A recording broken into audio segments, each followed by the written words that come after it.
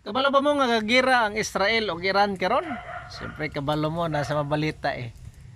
But di na kini katingala because in the history of those nation, sa una pang panahon nana sila history of being warmonger.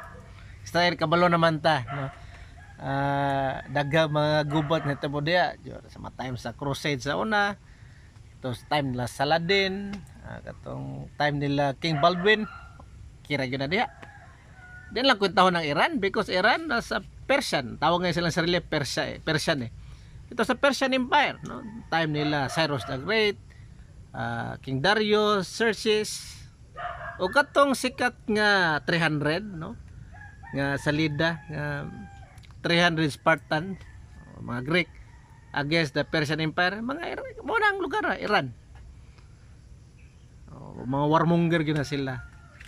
So pangutanan lang karon, what if simbako lang kung mag-escalate, no? Kay nababaya ang conflict zone na eh, India, Pakistan, no? Conflict na eh.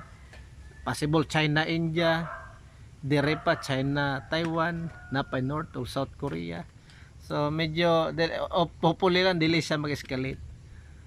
Samot na rin sa Pilipinas, kaya saan lang kung manglupad na mga missile, kaya saan na to pagsalo. Hopefully lang dili.